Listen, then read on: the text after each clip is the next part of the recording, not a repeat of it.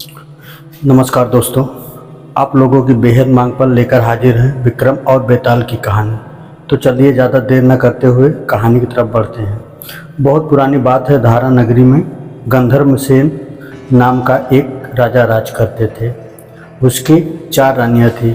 उनके 6 लड़के थे जो सब के सब बड़े ही चतुर और बलवान थे। संयोग से एक दिन राजा की मृत्यु हो गई और उनकी जगह उनका बड़ा लड़का शंख गद्दी पर बैठा।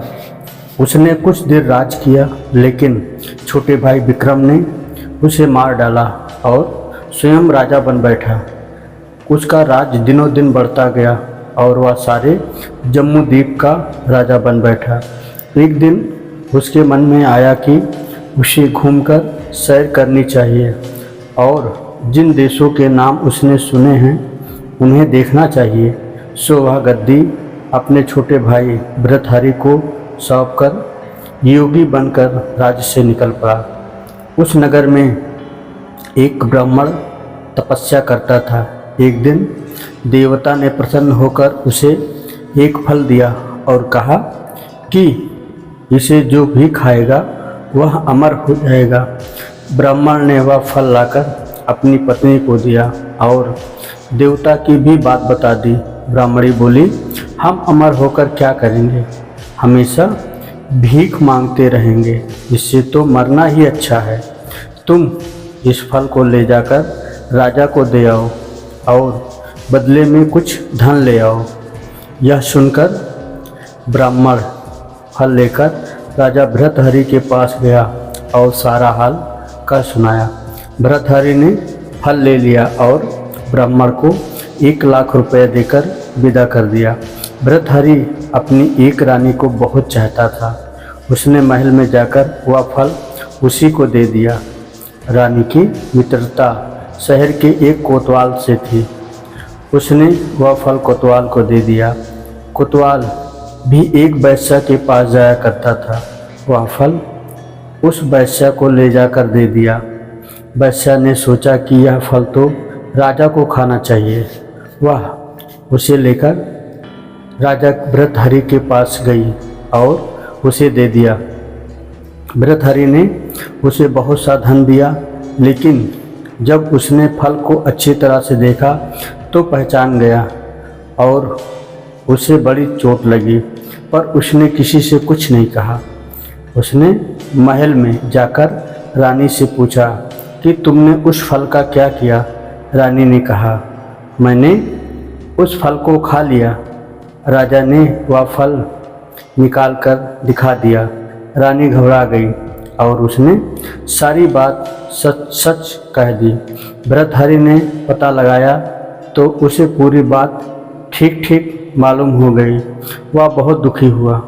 उसने सोचा, यह दुनिया मोह माया है, इसमें अपना कोई नहीं। वह फल लेकर बाहर आया और उसे धुलकर स्वयं खा लिया। फिर राजपाट छोड़कर योगी का भेष बना जंगल में तपस्या करने चला गया। भृतहरि के जंगल में चले जाने के बाद विक्रम की गद्दी सूनी हो गई। तब राजा इंद्र को यह समाचार मिला तो उसने एक देव को नगरी की रखवाली के लिए भेज दिया। वह रात दिन वहीं रहने लगा। भृतहरि के राजपाट छोड़कर वन में चले जाने की बात विक्रम को मालूम हुई तो वह लौटकर अपने देश में आया। आधी रात का समय था। जब वह नगर में घुसने लगा तो देव ने उसे रोका। राजा ने कहा, मैं विक्रम हूँ, यह मेरा राज्य है, तुम रोकने वाले कौन होते हो? देव बोला, मुझे राजा इंद्र ने इस नगर की चौकीदारी के लिए भेजा है। तुम सच्चे विक्रम हो तो आओ, पहले मुझसे लड़ो। दोनों में लड़ाई हुई। राजा ने जरा सी देर में देव को पछाड़ दिया। तब देव बोला, हे राजन, तुमने मुझे हरा दिया, मैं तुम्हें जीवन दान देता हूँ। इसके बाद देव ने कहा, राजन, एक नगर और एक नक्षत्र में तुम 3 आदमी पैदा हुए। तुमने राजा के घर में जन्म लिया, दूसरे ने तेली के और तीसरे ने कुम्हार के। तुम यहाँ का राज्य भोग करते हो, तेली पाताल का राज्य करता है।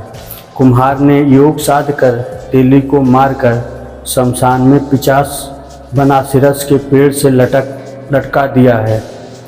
अब वह तुम्हें मारने की फिराक में है, उससे सावधान रहना।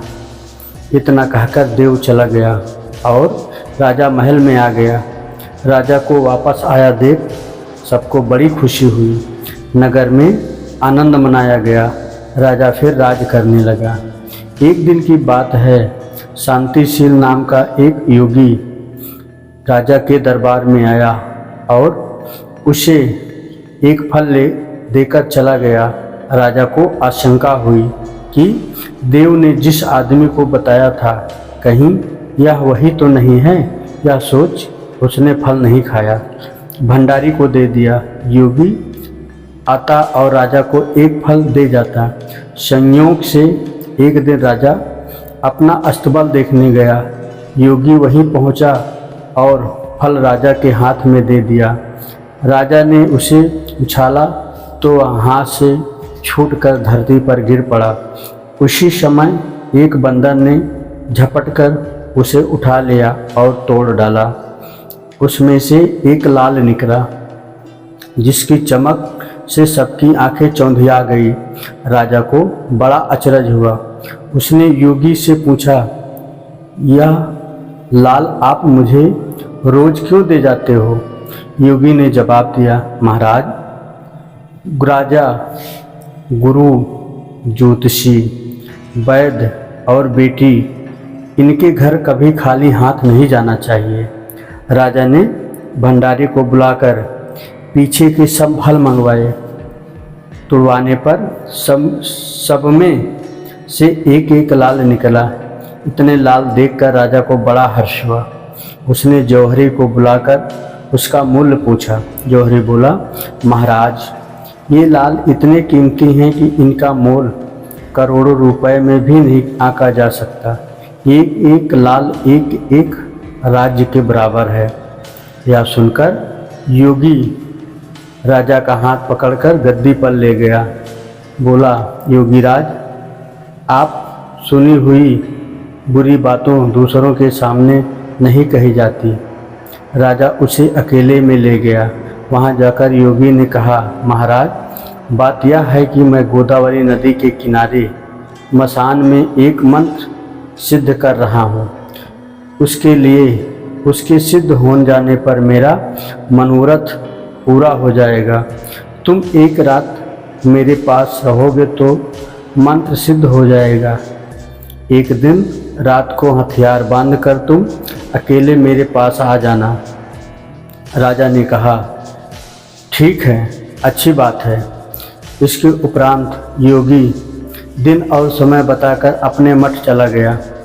वह दिन आने पर राजा अकेला वहाँ पहुँचा। योगी ने उससे पूछा, अपने पास बिठा लिया। थोड़ी देर बैठकर राजा ने पूछा, महाराज, मेरे लिए क्या आज्ञा है?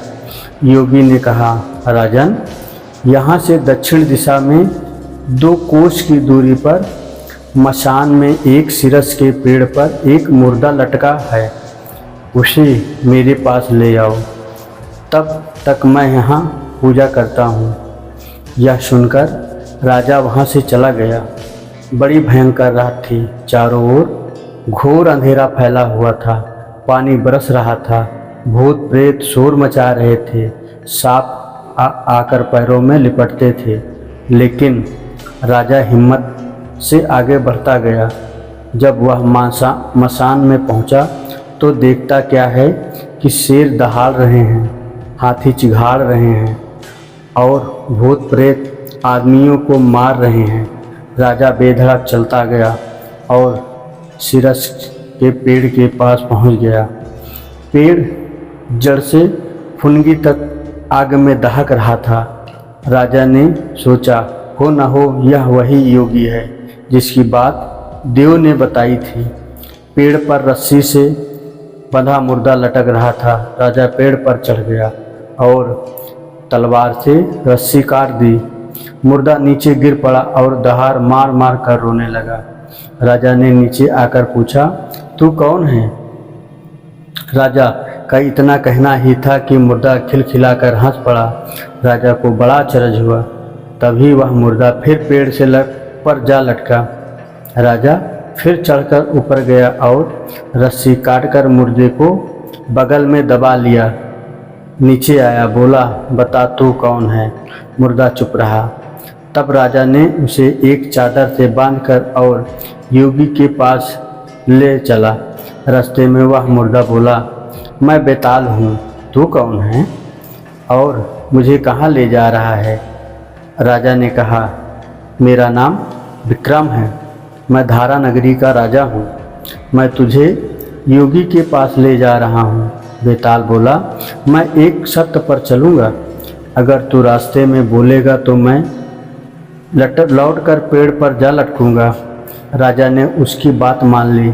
फिर बेताल बोला, पंडित, चतुर और ज्ञानी, इनके दिन अच्छी अच्छी बातों में बीतते हैं, जबकि मूर्खों के दिन कलह और नींद में। अच्छा होगा कि हमारी राह भली बातों की चर्चा में बीत जाए। मैं तुझे एक कहानी सुनाता हूँ, ले सुन। दोस्तों, दूसरी कहानी में आपको कहानी के बारे में पता लगेगा। तो आप अगर यहाँ तक हमारी कहानी सुन चुके हैं तो आप हमारे चैनल को सब्सक्राइब करें। जय श्री राधे राधे।